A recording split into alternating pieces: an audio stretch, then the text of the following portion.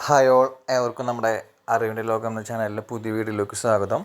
അപ്പോൾ നമുക്ക് ഓൺലൈനായിട്ട് ഡിജിറ്റലായിട്ട് നമുക്ക് എന്ത് ചെയ്യാൻ പറ്റും, നമ്മുടെ ഡ്രൈവിംഗ് ലൈസൻസ് നിങ്ങൾക്ക് ഡൗൺലോഡ് ചെയ്ത് ഫോണിൽ സൂക്ഷിക്കാൻ പറ്റും. അതിനൊരു ഗുണം എന്താണെന്ന് വെച്ച് കഴിഞ്ഞാൽ നമ്മളിപ്പോൾ ഏതെങ്കിലും കാരണവശാൽ പേഴ്സിലൊക്കെയാണ് കൂടുതൽ ആൾക്കാരും നമ്മുടെ ലൈസൻസൊക്കെ എന്ത് ചെയ്യാറ് വെക്കാറ്. അപ്പോൾ നമ്മുടെ ലൈസൻസ് നിങ്ങൾ മറന്നു പോയാൽ തന്നെ എന്തെങ്കിലും ചെക്കിങ്ങോ മറ്റെന്തെങ്കിലും ആവശ്യങ്ങളൊക്കെ വരുമ്പോൾ നിങ്ങൾക്ക് എന്ത് ചെയ്യാൻ പറ്റില്ല, കാണിക്കാനായിട്ട് പറ്റില്ല, വിട്ടുപോകും. മനസ്സിലായി. പല സ്ഥലങ്ങളിലും നമുക്ക് നമ്മുടെ ഒരു പ്രൂഫായിട്ട് ലൈസൻസ് നമ്മൾ കാണിക്കാറുണ്ട്, ഡ്രൈവിംഗ് ലൈസൻസ്. അപ്പോൾ നിങ്ങൾക്ക് ആ ഒരു ഇഷ്യൂ ഒഴിവാക്കാൻ വേണ്ടിയിട്ട് നമുക്ക് ഡിജിറ്റലായിട്ട് ഡ്രൈവിംഗ് ലൈസൻസ് നമുക്ക് ഡൗൺലോഡ് ചെയ്ത് നമ്മുടെ ഫോണുകളിൽ സൂക്ഷിക്കാം.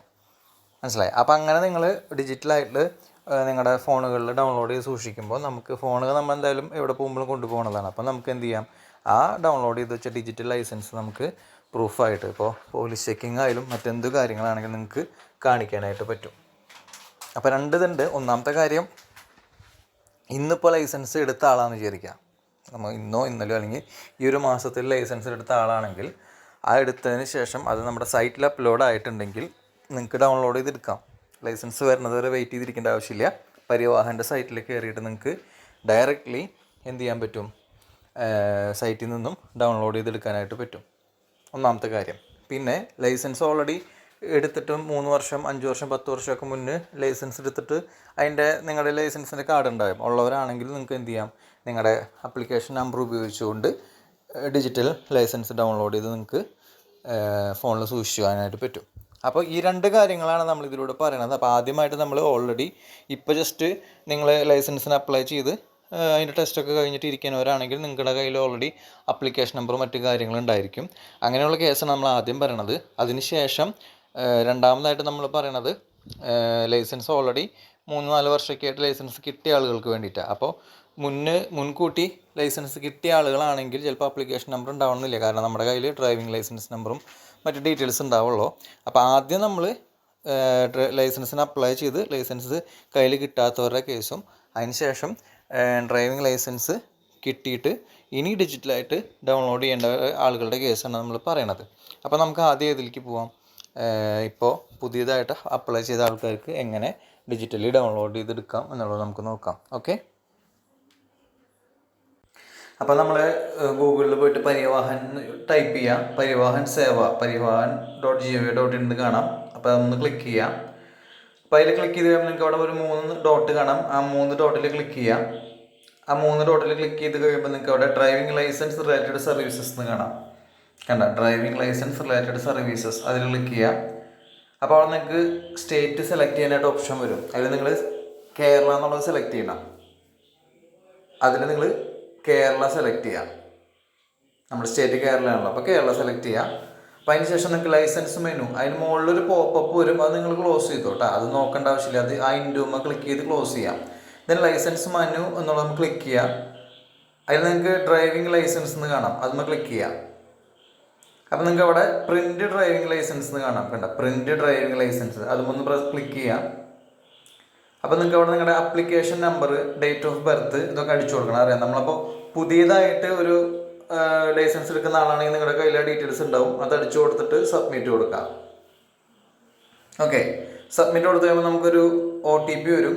അപ്പോൾ അതിന് മുന്നേ നിങ്ങൾ ആ PVC കാർഡ് എന്ന് പറഞ്ഞിട്ട് കണ്ട, അതും ഒന്ന് ക്ലിക്ക് ചെയ്യുക. PVC കാർഡ് വന്നിട്ട് OTP അടിക്കുക, എന്നിട്ട് DL പ്രിൻറ്റ് കൊടുക്കുക. കണ്ട, അപ്പോൾ നിങ്ങൾക്ക് അവിടെ പ്രിൻറ്റ് വരും. നമ്മുടെ ലൈസൻസിൻ്റെ ഒറിജിനൽ പ്രിൻറ്റ് നിങ്ങൾക്ക് അവിടെ കിട്ടും. അത് നിങ്ങൾക്ക് അവിടെ 3 ഡോട്ടിൽ ക്ലിക്ക് ചെയ്ത് ആ സെൻഡ് ഫയലിൽ ക്ലിക്ക് ചെയ്ത് കഴിഞ്ഞാൽ വാട്സപ്പിലോ മെയിലോ എങ്ങോട്ട് വേണമെങ്കിൽ നിങ്ങൾക്ക് അയക്കാം. നിങ്ങൾക്ക് അതങ്ങനെ സേവ് ചെയ്ത് വയ്ക്കാം. മനസ്സിലാക്കണ്ട, വാട്സപ്പോ മെയിലോ ടെലഗ്രാമോ എങ്ങോട്ട് വേണമെങ്കിൽ നമുക്ക് അയക്കാം. അപ്പോൾ നിങ്ങൾക്ക് എന്ത് ചെയ്യാം, അതവിടെ നിങ്ങൾക്ക് സേവ് ചെയ്ത് വയ്ക്കാം. ഓക്കെ. പിന്നെ ഇനി നിങ്ങൾക്ക് വരുന്ന അടുത്തൊരു കേസാണ്, മുന്നേ കൂട്ടി നിങ്ങൾ ലൈസൻസ് എടുത്തിട്ടുള്ള 5 വർഷം മുന്നോ 10 വർഷമൊക്കെ മുന്നേ എടുത്തിട്ടുള്ളവരാണെങ്കിൽ നിങ്ങൾ ഇതുപോലെ സ്റ്റേറ്റ് സെലക്ട് ചെയ്യാം. നമ്മൾ മുന്നേ ചെയ്ത പോലെ തന്നെ നിങ്ങൾ സ്റ്റേറ്റ് സെലക്ട് ചെയ്യുക. അതിന് ശേഷം നിങ്ങൾ അപ്പോൾ ഇങ്ങനെ വരുമ്പോൾ ക്ലോസ് ചെയ്തോട്ടെ, അത് ആവശ്യമില്ല. ലൈസൻസ് മെനു ക്ലിക്ക് ചെയ്യാം. ലൈസൻസ് മെനു ക്ലിക്ക് ചെയ്താൽ നിങ്ങൾക്ക് അവിടെ അതേഴ്സ് എന്ന് കാണാം. അതേഴ്സ് ക്ലിക്ക് ചെയ്യാം. അതേഴ്സ് ക്ലിക്ക് ചെയ്ത് കഴിയുമ്പോൾ നിങ്ങൾക്ക് അവിടെ DL കണ്ട, DL സെർച്ച് റിലേറ്റഡ് ആപ്ലിക്കേഷൻ കണ്ട, സെർച്ച് റിലേറ്റഡ് ആപ്ലിക്കേഷൻസ്, അതൊന്ന് ക്ലിക്ക് ചെയ്യാം. അപ്പോൾ നിങ്ങൾക്ക് അവിടെ സെർച്ച് ക്രൈറ്റീരിയ എന്ന് വന്നിട്ട് കാണാനായിട്ട് പറ്റും.